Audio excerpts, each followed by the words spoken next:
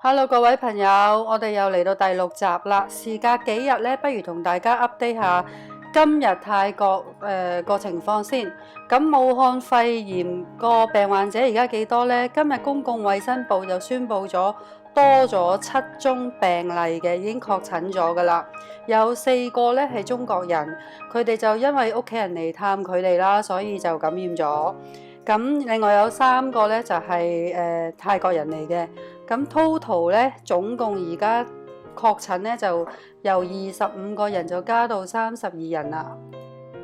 咁如果有留意我哋視頻由第1集到第5集咧，我就慢慢由見到佢哋泰國人本身就由唔緊張啦，去到上一集我哋已經感覺到佢好緊張噶啦。咦，咁係咪真係咁緊張呢？咁我哋就睇翻喺2月8號曼谷大學研究中心咧就宣布咗個民意調查嘅結果。咁佢哋就喺全國揾咗1199個人啦，喺唔同嘅地區啦，就做咗個問卷調查嘅，就想問翻佢哋對於泰國政府對於武漢肺炎嗰個處理方式，究竟泰國市民有冇信心呢？又或者有冇其他焦慮呢？咁樣。好啦，咁首先就問佢哋啦，對於而家武漢肺炎個焦慮程度究竟係點樣呢？咁有20.6% 嘅人呢就表示非常之擔心，有42%嘅人呢就表示中性，有37.4% 嘅人呢就表示完全唔擔心，甚至係少擔心啦，係偏低嘅水平咯。咁市民對於泰國嘅醫療同埋公共衛生嘅團隊咧，又有幾大信心呢？咁大部分嘅人啦，有68%嘅人咧都表示非常之有信心，26.5%嘅人咧就表示中性啦、中等信心啦，有5.5%嘅人咧就表示冇乜信心嘅啫。好啦，咁最重要嘅咧係有幾多 percent 嘅泰國人願意去戴口罩去應對呢個疫情呢？咁結果就有70.6%嘅人咧就認為自己出街都應該會戴翻個口罩嘅。好啦，咁你有咗數字啦，所有嘢都幾正面喎。咁你問我呢個民調有冇一個公信力喺度啦？咁我就睇翻啦。其實如果你有留意我哋分析泰國人口嗰度咧，有提到咧，其實泰國嘅人口咧6900幾萬人㗎。咁今次佢嘅民調咧，淨係抽咗1200人到啦，其實係0.001幾個 percent 咯，連1個 percent 都冇嘅。咁所以我就覺得有冇完全可以代表泰國市民嘅心聲呢？我就值得商榷啦。而且呢個民調呢係政府做嘅，咁剛巧呢有其他政黨啦，其實都俾咗好多嘅唔同嘅聲音啦，又或者覺得政府做得唔好啦，各樣措施咁都有啲政黨去反對啊，有啲權鬥喺度嘅。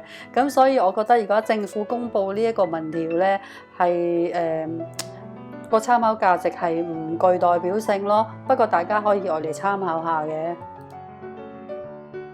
好啦，咁我哋講完佢最新嘅情況啦。咁現階段到今日為止，究竟佢個抗疫呢，泰國呢一方面有咩政策呢？或者同大家 update 下。其實我哋 Facebook 呢，斷斷續續呢都有同大家 update 嘅。但係呢一度呢，今天就做個總結，呢一個星期究竟泰國官方係有啲咩策略啊？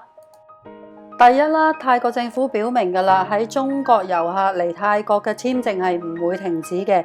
佢哋覺得唔可以去停止遊客嘅申請啦，咁所以一定會繼續接待中國旅客嘅，而且係不分地區，只要佢哋由經過唔同嘅關口啦，探熱而冇事嘅咧，其實佢哋都可以入境㗎啦。如果探熱有發燒咧，就會進一步去調查啦，或者隔離嘅。簽證就不停啦，跟住亦都表明係唔會封關㗎啦。泰國政府亦都喺呢個星期宣布咗啦，所有嘅武漢肺炎病患者啦，不分國籍，醫療費用咧都會由泰國政府去承擔嘅。咁好啦，到今個星期咧，因為國情好嚴峻啦，泰國嘅市民咧好多都話買唔到口罩啦，供應非常之缺啦，所以政府咧個議會係通過咗咧收緊以下4種產品出口嘅。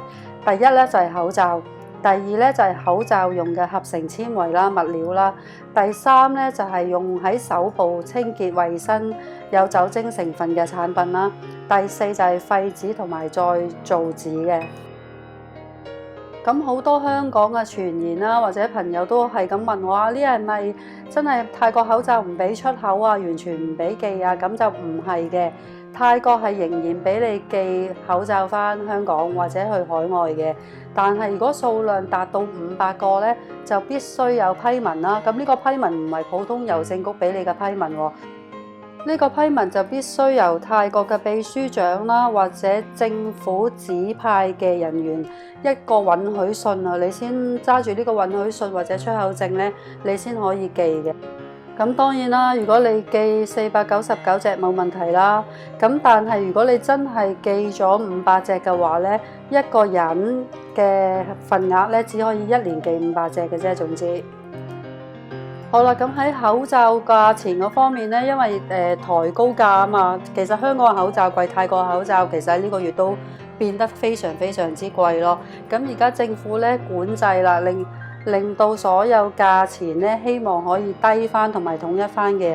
例如3M 一個 N95咧，早排差唔多賣到100蚊港幣一個喺泰國喎。咁而家咧政府就覺得唔合理啦，佢就會將一系列嘅口罩咧定價。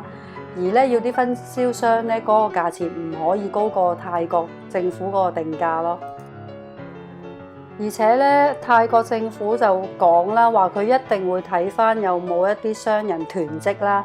如果有囤積嘅話咧，就一定要佢哋推出返市場，唔可以咧再壓高個價嘅。咁喺泰國呢一方面又做得幾好喎，因為今日我出街咧都見到，咦有少量嘅口罩供應返喎。不過根據政府嘅法律咧，大家都要清楚同埋明白啦，就係每一次每一個人去買口罩只可以買10個，就唔可以買11個或者以上啦，因為係政府立咗例啦。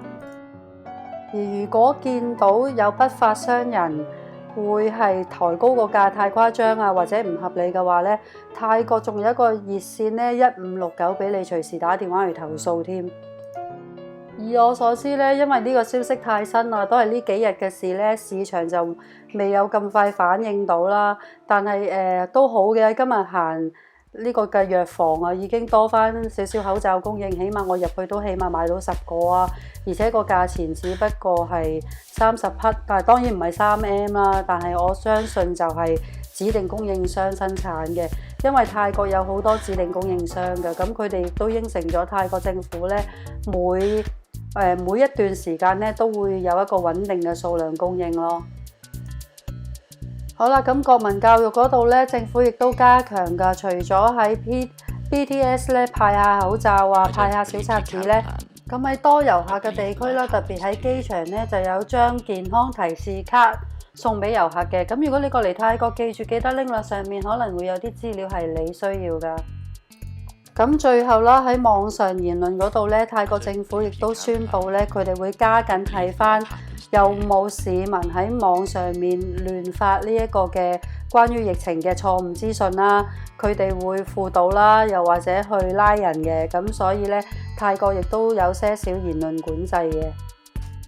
呢度有個網址想同大家分享下咧，佢又快又新，我覺得幾好用嘅，就係武漢肺炎嘅疫情地圖啊。咁可以睇翻咧邊一啲地區有確診啦、疑似個案啦，而且佢好快好新咯。咁裏面又包括泰國嘅，如果有興趣嘅朋友可以追蹤下睇下。好啦，最後咧有冇遊客真係喺泰國中過招嘅咧？嗱，由於啲新聞咧，主要都係講泰國境內確診嗰個情況啦。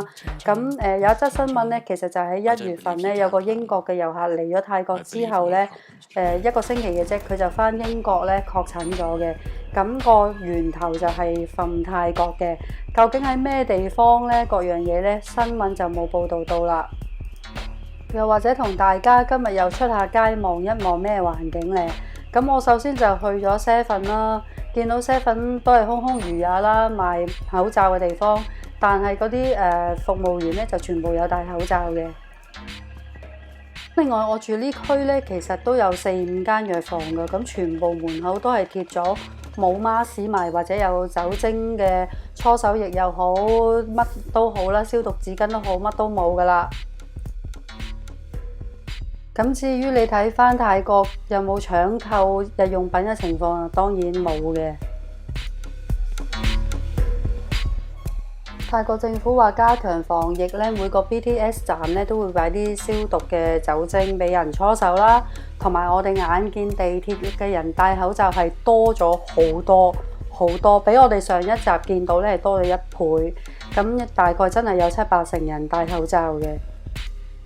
同埋泰國政府都宣布啦，分別喺2月7號、8號啦，雖然而家我錄音呢一刻已經過咗啦。咁樣咧，佢哋都會喺重要嘅旅遊區派發口罩嘅，例如扎道扎啊、一啲夜市啊、Central World 啊、Siam Square 啊等等啦。咁佢哋都會 keep 住去派口罩同埋宣傳嘅。咁因為泰國都算係大開中門啦，同埋咧 keep 住嗰個情況確診嘅情況，今日一下子又多咗7宗啦。我諗咧都會令到人哋人心惶惶嘅。咁希望泰國嚟緊嗰個星期有返啲好消息啦。咁以我嚟睇咧，因為泰國近排嘅天氣咧，好似呢幾日咁咧，就熱返啊！中午都我諗有成25度以上嘅，甚至30度一定有嘅。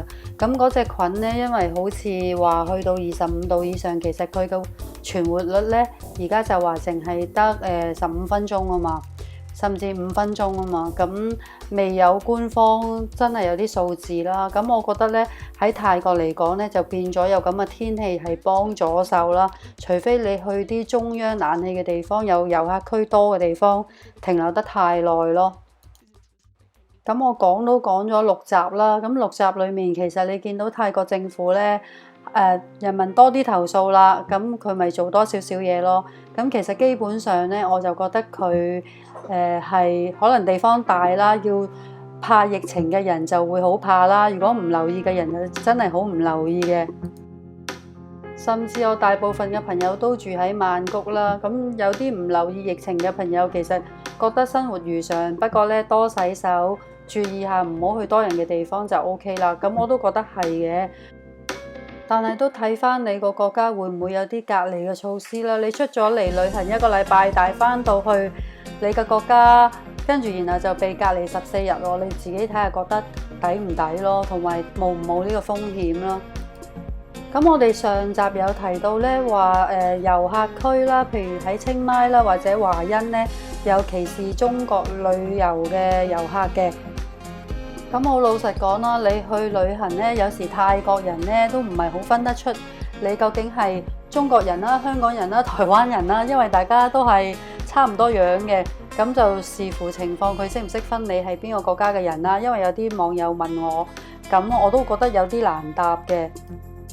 我自己估計啦，因為泰國嘅醫療係出色嘅，加上佢而家係免費幫助武漢肺炎嘅病患者啦，咁所以如果加埋世界好多已經封咗中國、香港同埋澳門嘅關啦，咁泰國都係一個熱門嘅地方，可能比較多中國遊客會揀嚟嘅地方啦。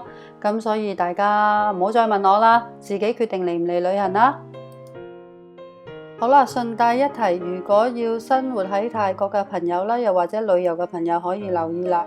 由於要刺激內部嘅消費咧，泰國政府就決定係減息去刺激消費嘅。咁即係話咧，泰銖咧就貶值咗啦。近排又真係低咗嘅，可以兌翻4嘅。咁但係如果做定期啊，生活喺泰國嘅朋友咧，亦都可以咧睺準個價唱下錢咯。好啦，咁暫時嘅 update 係咁多先，祝大家身體健康。